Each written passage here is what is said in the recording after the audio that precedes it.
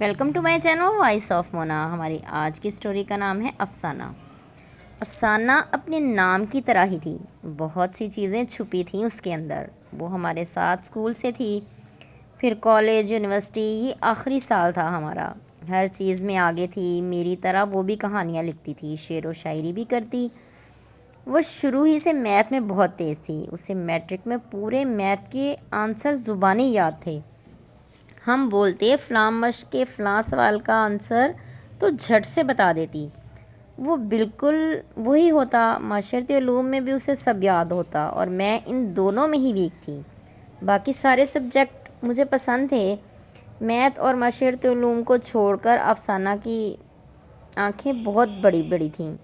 وہ خود سوکھی سی تھی اور ہمیشہ میری ان دو سبجیکٹ میں مدد کرتی تھی، اور میں اس کی انگلش میں۔ اس کی انگریزی ویک تھی۔ ہم 9th میں تھے۔ ایک دن صبح ہی ساری کلاس کو سٹکس پڑیں۔ اوپر سے گرمیوں کا دن تھا، صرف افسانہ اکیلی بچی تھی۔ فرسٹ پیریڈ ہی میتھ کا تھا، ہم سب کا موڈ خراب تھا، اوپر سے میل ٹیچر۔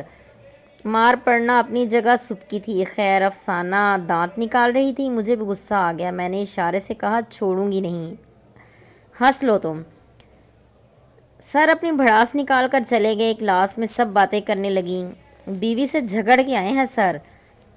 ان کا غصہ اتر گیا اب۔ افسانہ بولی ارے سر کی شادی نہیں ہوئی، تمہیں کیسے پتا؟ وہ ٹیچرز روم میں کاپیز لینے گئی تھی تو سر سہیل کو بتا رہے تھے کہ میں نے شادی نہیں کی۔ کیوں نہیں کی یہ تو پتہ نہیں، پھر میں واپس آ گئی تھی، تم پوچھ لیتی۔ ساری کلاس زور سے ہنس دی۔ افسانہ کو شرمندگی محسوس ہوئی۔ بریک ہوئی تو سب نے ٹیچرز کی چیئر پر سموسے کھائے، ساری چٹنی گرا دی، کسی نے صاف نہیں کی۔ سر آئے تو خیر سے بغیر دیکھے ویسے ہی بیٹھ گئے، ان کے سارے کپڑے خراب ہو گئے، اوپر سے سوٹ بھی سفید رنگ کا۔ باہر نکلے تو سب ہنسنے لگے، پتہ چلا تو پھر کلاس کی بے عزتی ہوئی۔ ان دنوں ہماری کلاس مشہور تھی شرارتیں کرنے میں، ہمارا اسکول کافی پرانا تھا۔ ایک دن پتہ نہیں کس نے شرارت کی، چراغ لا کر ٹیبل پر جلا دیا اور ربڑ والا سانپ بھی رکھ دیا۔ ٹیچر آئیں تو ڈر گئیں۔ کلاس روم تب خالی تھا، ساری کلاس چھت پر تھی۔ وہ ڈر کر بھاگیں تو باہر سے کسی نے دروازہ بند کر دیا، وہ تو بے ہوش ہو ہی گئیں۔ اس دن تو پرنسپل نے خوب ڈانٹ ڈپٹ کی اور وارننگ بھی دی۔ افسانہ میتھ والے ٹیچرز کی فیورٹ تھی کیونکہ وہ میتھ میں بہت تیز تھی۔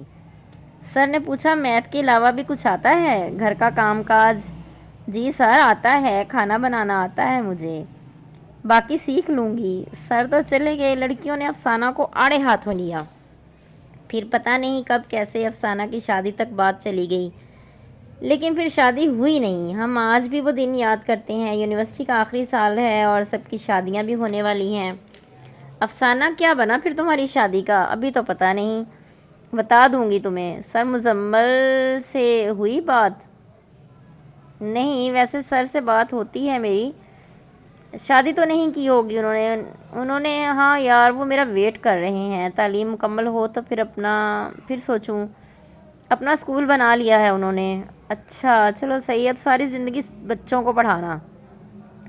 پتہ نہیں، ابھی یہاں سے تو فارغ ہو جاؤں، آخری سال ہے، ہو ہی جانا ہے۔ افسانہ اب بھی یاد ہے سارا میتھ؟ ہاں یار، پتہ نہیں پر حساب کی گنتی نہیں بھولتی، مجھے سب ایک ہی نظر میں یاد ہو جاتا ہے۔ افسانہ کی آنکھوں میں اداسی نظر آئی۔ کیا بات ہے؟ کچھ نہیں یار، کبھی کبھی عجیب سی کیفیت ہو جاتی ہے جب کہانی لکھتی ہوں۔ ہاں یار، میرے ساتھ بھی ایسے ہی ہے، جیسے خود بخود کوئی لکھوا رہا ہو، دماغ خود ہی چلتا ہے اور کہانی مکمل ہو جاتی ہے۔ شاید اللہ کی مدد آتی ہو، ورنہ ہم تو کچھ بھی نہیں۔ ایک بات بتاؤں، مجھے اپنی لکھی کہانیاں بھی یاد نہیں رہتی۔ ہاں میرے ساتھ بھی ایسا ہی ہے، میں بھی بھول جاتی ہوں کہ کیا لکھا تھا۔ اب تو عرصہ ہو گیا لکھتے ہوئے، پڑھائی ختم ہو گئی تو پھر پتہ نہیں دوبارہ ملنا بھی ہوگا کہ نہیں۔ ہاں پتہ نہیں آگے نصیب میں کیا لکھا ہے۔